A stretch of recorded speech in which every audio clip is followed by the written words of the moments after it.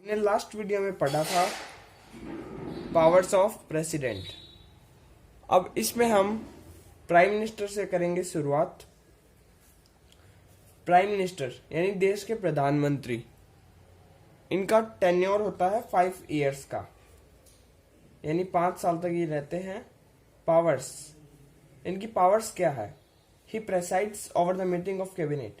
Cabinet यानी कि council of ministers, हम आगे इसके बारे में डिस्क्राइब करेंगे।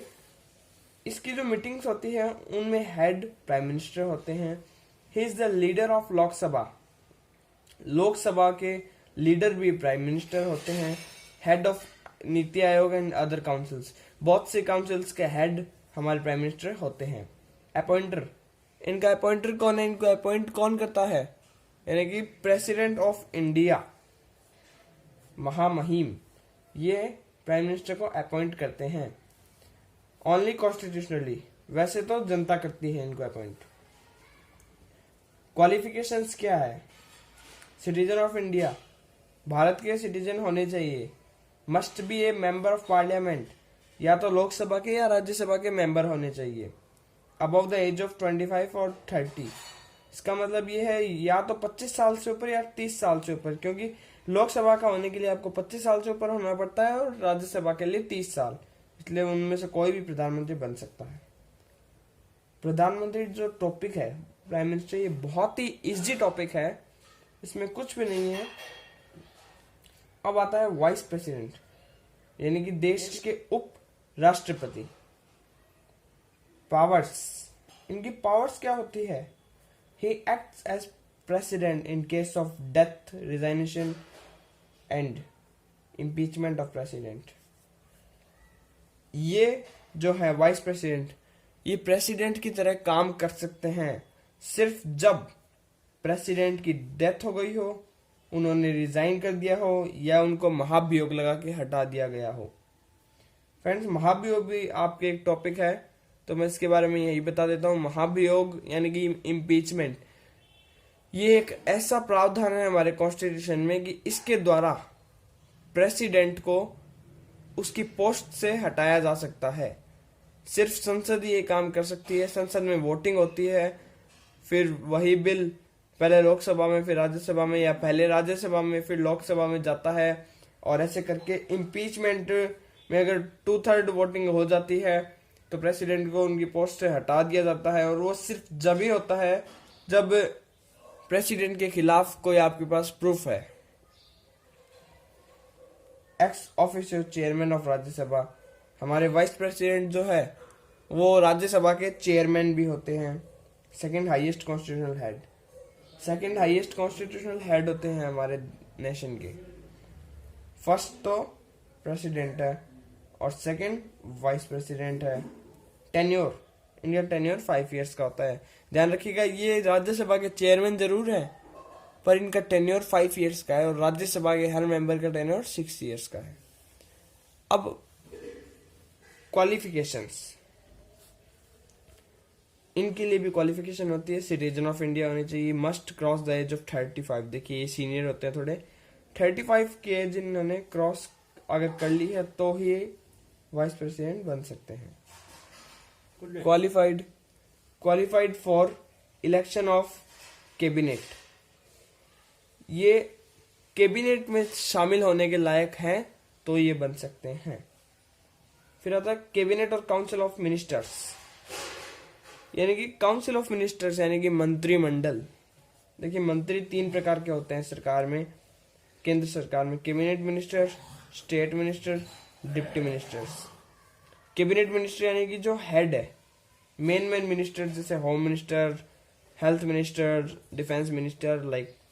स्टेट मिनिस्टर यानी राज्य मंत्री, कुछ अलग अलग जो टॉपिक्स है, जैसे कृषि के बारे में अगर कोई राजस्थान के लिए मंत्री लगाना है तो वैसे लगा दिया, या फिर और कोई चीज के लिए, किसी भी चीज के लिए अगर ज्यादा बड़ा नहीं है वो क्षेत्र तो उसके लिए स्टेट मिनिस्टर लगाया जाता है। Cabinet minister, state minister. Deputy ministers, ये मिनिस्टर्स कैबिनेट मिनिस्टर्स की हेल्प करते हैं। देख लीजिए 3 प्रकार के मिनिस्टर्स होते हैं, cabinet minister, state minister and deputy minister. उसके बाद में आता है क्वालिफिकेशन। क्वालिफिकेशन क्या होती है मिनिस्टर बनने के लिए? Citizen of India, member of parliament होना चाहिए, must cross the age of 25। वही क्वालिफिकेशन है, बहुत इजी क्वालिफिकेशन है। टर्म बेस्ड ऑन पीएम, ये बहुत इंपॉर्टेंट है, इसको ध्यान से देख लीजिए। बेस्ड ऑन पीएम, ठीक है, यानी कि मतलब क्या है इसका? कोई ऐसा नहीं है कि ये 5 साल नहीं रहेंगे, ये 5 साल मेंबर जरूर रहेंगे पार्लियामेंट के, पर मंत्री, आप देखते हैं कई बार प्रधानमंत्री जी 2-2.5 साल में ही मंत्रिमंडल बदल देते हैं। तो ऐसा क्यों होता है कि अगर उनको विश्वास नहीं है मंत्री पर, तो वो मंत्री बदल दिए जाएंगे। वो मेंबर तो रहेंगे पार्लियामेंट के, पर उनके मंत्री रहने का टेन्योर प्राइम मिनिस्टर पे बेस है। फ्रेंड्स, अब हमारा बहुत important topic and last topic आ रहा है जुडिशरी। जुडिशरी यानी कि न्यायपालिका। देखिए जुडिक्शंस होते हैं इसमें, यानी कि न्याय देने के तरीके बोल सकते हो आप इसे। ओरिजिनल जुडिक्शन, एपिलेट जुडिक्शन, एडवाइजरी जुडिक्शन, यानी कि इतने काम ये जुडिशरी करती है। ओरिजिनल यानी कि कोई भी अगर जुडिशरी यानी कोई भी कोर्ट है, उसके पास कोई नया केस आया है या सिंपल केस है, तो वो ओरिजिनल जुडिक्शन। एपिलेट जुडिक्शन यानी कि कोई भी अगर आपने केस किया है किसी पर और कोई कोर्ट ने, जैसे हाई कोर्ट ने उस पर डिसीजन दे दिया और आप उस डिसीजन से संतुष्ट नहीं है, तो आप अपने उस कोर्ट से निकल के आपके केस के लिए अपील कर सकते हैं सुप्रीम कोर्ट में। ठीक है, ये है अपीलेट जुडिक्शन। अगर आप संतुष्ट नहीं है कोई भी कोर्ट से, तो आप उससे ऊंचे कोर्ट में अपील कर सकते हैं। पर अगर आप सुप्रीम कोर्ट में संतुष्ट नहीं है, तो फिर नहीं कर सकते उससे आगे आप।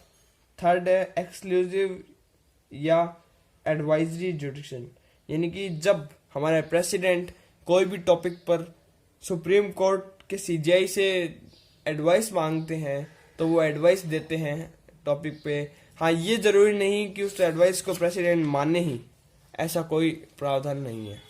देखो फ्रेंड्स, अब हमारा लास्ट बस पेज आ गया है, पावर्स ऑफ सीजीआई, यानी कि चीफ जस्टिस ऑफ इंडिया की पावर्स क्या होती है। He has the power to move high court जजेस टू अदर हाई कोर्ट्स। इनके पास पावर होता है कि ये ट्रांसफर कर दे हाई कोर्ट जजेस का। Give advice to the president, ये मैंने बता दिया है आपको। Appointment of officers of supreme court will be made by CJI. Supreme court के जो ऑफिसर्स है उनका जो अपॉइंटमेंट है वो भी सीजीआई ही करते हैं। क्वालिफिकेशंस फॉर सीजीआई, कौन बन सकता है सीजीआई? सिटीजन ऑफ इंडिया होना चाहिए, should not exceed 65 years of age. ये बहुत इंपॉर्टेंट टॉपिक है, लेकिन देखिए इसमें वैसे कोई क्वालिफिकेशन नहीं है, एज नहीं है कि 25-30 का होना चाहिए, 65 से कम का होना चाहिए, यानी कि 65 होते ही रिटायरमेंट, आप जज नहीं बन सकते। He should have been a judge of high court for 5 years। इसमें और भी 2-3 है एक्सपीरियंसेस कि आप 5 साल वकील भी बन सकते हैं, मतलब एक्सपीरियंस होना चाहिए हाई कोर्ट का आपके पास 5 साल का। ठीक है, और मैंने मेन लिखा है। अपॉइंटर, इनको अपॉइंट कौन करता है? प्रेसिडेंट करते हैं। ओके, ये देखिए लास्ट टॉपिक है हमारा इमरजेंसी प्रोविजंस। ये प्रेसिडेंट के अंडर में आएगा। प्रेसिडेंट पावर्स मैंने आपको बताया था, इमरजेंसी पावर्स ये वही है। देखिए प्रेसिडेंट हमारे देश में इमरजेंसी कब कब लगा सकता है, ठीक है, तो इसके बारे में मैं आपको बताऊंगा।